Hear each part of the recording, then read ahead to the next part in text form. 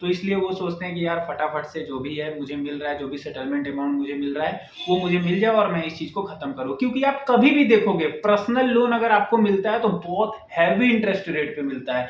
मतलब personal loan जो मिलता है वो आपको बहुत ज्यादा हैवी इंटरेस्ट रेट पे मिलता है।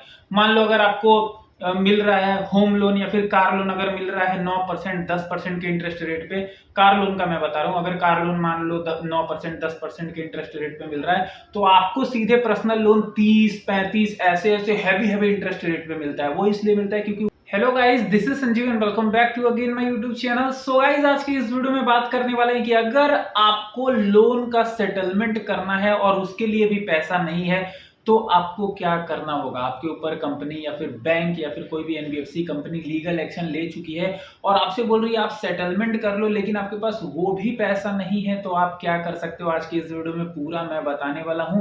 तो चैनल पर नए होंगे, चैनल को सब्सक्राइब कर लीजिएगा, बेल आइकन को प्रेस कर लीजिएगा। चलिए फटाफट से मैं आपको बताता हूं कि किस तरीके से आपको ये सारी चीजें मैनेज करनी है।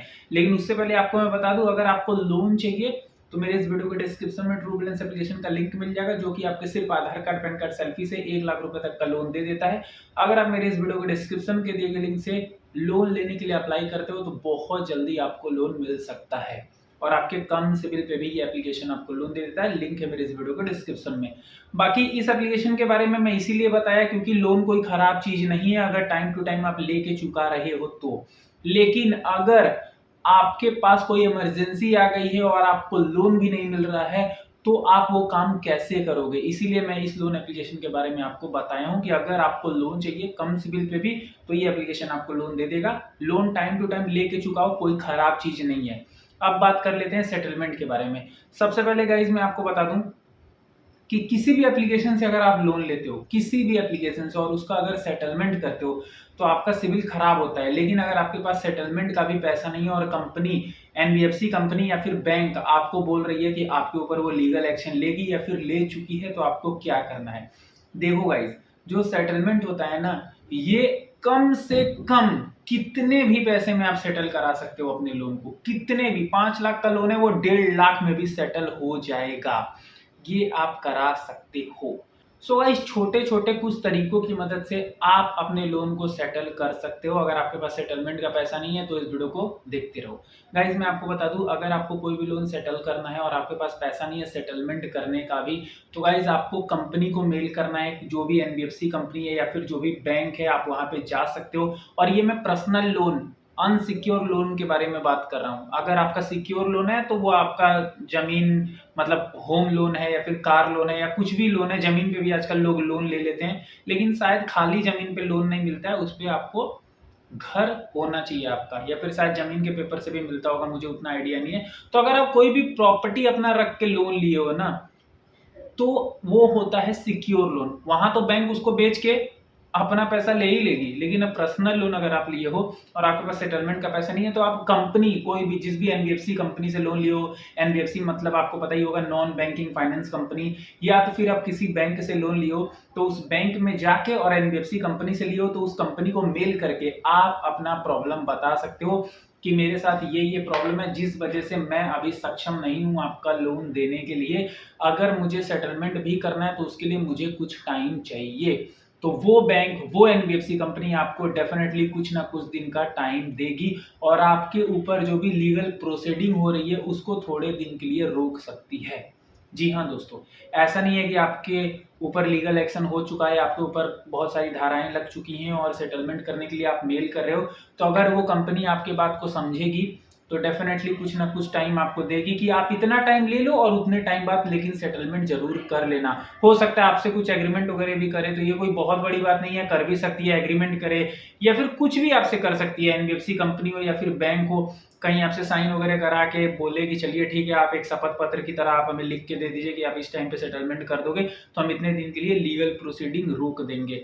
जहां तक मेरा मानना है, ठीक है, जहां तक मेरा मानना है, अब ये गारंटी नहीं कि आपसे कुछ लिखवा के वो लेगी ही लेगी, हो सकता है आप अपने बातों से ही उनको मैनेज कर लो और उसके बाद से वो बोले ठीक है चलिए लेकिन 2 महीना तक का टाइम देता हूँ, अगर आप इतने दिनों में पैसा जुगाड़ करके सेटलमेंट नहीं करते हो तो हम आपके ऊपर लीगल एक्शन और भी दुगने तेजी से लेंगे, ये बोल सकती है। तो आप कुछ टाइम मांग सकते हो, लेकिन हाँ जो भी आप टाइम मांगना उस टाइम पे डेफिनेटली आप पे कर देना अपने लोन को, क्योंकि गाइस फिर उसके बाद से बैंक या फिर एनबीएफसी आपकी कोई भी बातें सुनने वाली नहीं है।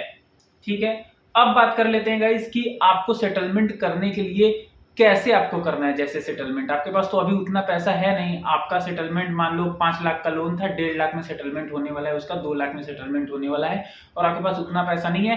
आप सोच रहे हो कि 1-2 महीने में मेरी इतनी इतनी सैलरी आती है, घर का खर्चा वगैरह सब कुछ ईएमआई वगैरह निकाल के मैं इतना इतना पैसा बचाऊंगा, तो 2 महीने में मैं अगर 2 लाख में सेटलमेंट करना है तो 2 लाख तो बचा नहीं पाऊंगा, मेरे पास तो 1 ही लाख रुपए बचेगा। तो आप उस कंपनी को मैनेज करो, कंपनी से बात करो एनबीएफसी या फिर बैंक की, आप 1 लाख रुपए ले लो, मैं इतने दिन बाद इतना पैसा दे दूंगा और आप हमारे लोन को सेटल कर देना। कुछ भी होगा वो मेरे से नहीं होगा, वो आपके भी हाथ में नहीं है, आपके हाथ में सिर्फ इतना है रिक्वेस्ट करना, वो करेगी तो एनबीएफसी कंपनी या फिर बैंक ही करेगी। और ये आपका अधिकार नहीं है सेटलमेंट करना, ये आपका अधिकार नहीं है सेटलमेंट कराना, ये बैंक का अधिकार है। बैंक चाहे तो सेटल कर सकती है, बैंक का ये अधिकार है, बैंक की मर्जी है, एनबीएफसी की मर्जी है। अब ये क्यों मर्जी है गाइस, देखो एनबीएफसी या फिर बैंक नहीं चाहती है कि कोर्ट के पचड़ों में पड़ना, बहुत मजबूरी में वो लीगल एक्शन वो लोग लेते हैं, क्योंकि गाइस कोर्ट के पचड़े में अगर वो पड़ेंगे तो उनको भी पता है कि इतने सारे पेंडिंग केसेस इंडिया में पहले से हैं कि हम भैया फंस जाएंगे 10 साल 20 साल 50 साल, कितना साल हमको केस लड़ना पड़ेगा, हमारा पैसा रिकवर होगा भी कि नहीं होगा। तो इसलिए वो सोचते हैं कि यार फटाफट से जो भी है मुझे मिल रहा है, जो भी सेटलमेंट अमाउंट मुझे मिल रहा है वो मुझे मिल जाए और मैं इस चीज को खत्म करूं। क्योंकि आप कभी भी देखोगे पर्सनल लोन अगर आपको मिलता है तो बहुत हैवी इंटरेस्ट रेट पे मिलता है, मतलब पर्सनल लोन जो मिलता है वो आपको बहुत ज्यादा हैवी इंटरेस्ट रेट पे मिलता है। मान लो अगर आपको मिल रहा है होम लोन या फिर कार लोन अगर मिल रहा है 9% 10% के इंटरेस्ट रेट पे, कार लोन का मैं बता रहा हूं, अगर कार लोन मान लो 9% 10% के इंटरेस्ट रेट पे मिल रहा है तो आपको सीधे पर्सनल लोन 30-35 ऐसे ऐसे हैवी इंटरेस्ट रेट पे मिलता है। वो इसलिए मिलता है क्योंकि उन्हें भी पता है बैंक और एनबीएफसी को कि ये जो है मेरा अनसिक्योर लोन है, अगर ये मेरा पैसा डूब भी गया तो हम रिकवर कहां से करेंगे, तो वो रिकवर करेंगे बाकी लोग जो पर्सनल लोन लिए रहेंगे। अब जरूरी थोड़ी ना है कि 10 लोग को, मान लो एग्जांपल दे रहा हूं, 10 लोग को बैंक या फिर एनबीएफसी पर्सनल लोन दे रही है तो 10 लोग तो पैसा उसका ऐसा तो है नहीं कि देंगे ही नहीं, उसमें से कम 7 लोग 8 लोग तो टाइम टू टाइम देंगे। तो वही जो इंटरेस्ट उनसे ज्यादा लिया जाएगा उससे ही जो लोग नहीं दे रहे हैं अपना टाइम टू टाइम, ईएमआई नहीं भर रहे हैं, लोन नहीं चुका रहे हैं, उनका भी पैसा रिकवर करती है बैंक या फिर एनबीएफसी कंपनी। इसीलिए पर्सनल लोन कभी भी आप देखोगे तो काफी हैवी इंटरेस्ट रेट पे मिलता है आपको।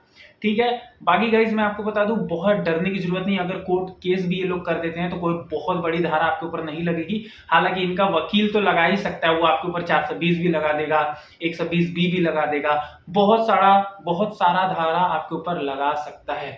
बट गाइज इसका मतलब ये नहीं कि ये जो धारा लगा दी है इससे ये प्रूफ हो जाता है कि आप ये चीज हो, आप 420 किए हो, आप मतलब आपका यही मानसिकता था कि आप लोगों को चुकाओ ही मत, आप षड्यंत्र रच रहे हो, ऐसा कुछ नहीं है। सो गाइज आपको डरने की जरूरत नहीं है, आपके ऊपर अगर कोई धारा भी लग चुका है ना तो आप जल्द से जल्द एक वकील करो और जहां के भी कोर्ट में आपके ऊपर मुकदमा हुआ है वहां जाके या वहां किसी को आप भेज के, आपको डर लग रहा है कि अगर मैं जाऊंगा तो मुझे कोई गिरफ्तार कर लेगा, ऐसा हालांकि होगा नहीं, लेकिन फिर भी आप किसी को भेज के वहां पे अपना एक वकील करा सकते हो और अपना भी आप वहां सब कुछ सिस्टम करके अपने केस को लड़ सकते हो। वहां पे जाके अपना नकल निकलवा सकते हो, जैसे कोर्ट में आप जाओगे तो अपना नकल निकलवाओगे तो उसमें आपको पता लग जाएगा कि क्या क्या ये लोग किस किस तरीके से आपके ऊपर ये धारा लगाए हैं, सब कुछ आपको पता लग जाएगा और आप अपने कोर्ट को लीगली, अपने केस को कोर्ट में जाके लीगली लड़ सकते हो।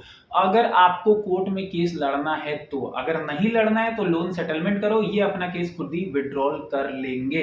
तो अगर आपके पास सेटलमेंट का पैसा नहीं भी है फिर भी आप डरो मत, आज की इस वीडियो में मैं आपको बता दिया किस तरीके से आप अपने लोन का ईएमआई पे कर सकते हो। ठीक है, अगर सेटलमेंट कर सकते हो, ठीक है, अगर सेटलमेंट का पैसा नहीं है तो आप एक वकील हायर करो, वकील बहुत ज्यादा पैसा तो लेगा नहीं, वो जो भी 10-5 हज़ार तो मैं बहुत ज़्यादा बोल दिया, बहुत अच्छे वकील का आपको मैं बता दिया और पूरे केस का मैं इतना पैसा बता रहा हूँ, आपको 1,000-500 लगेगा, वकील से किसी कंसल्ट करो, मिलो जाके बात करो और 2-4 हज़ार रुपये लगेगा, आप अपना केस लड़ते रहो। केस का ऐसे भी आपको डेट मिलता जाएगा, ये डेट है, फिर उसके बाद आपको मिलेगा 2 महीना 4 महीने बाद का डेट मिलेगा। तो ऐसे करके आप 1-2 साल भी खींच सकते हो। लेकिन ये काम मत करो, पैसा है सेटलमेंट का तो सेटलमेंट कर दो। अगर सेटलमेंट का पैसा आपके पास नहीं है तो बैंक या फिर एनबीएफसी को मेल, या फिर आप जाके बैंक में मिल सकते हो, एनबीएफसी को मेल कर सकते हो, उनसे रिक्वेस्ट करो कि मुझे कुछ टाइम दिया जाए और मेरे केस को अभी यहाँ पे रोका जाए।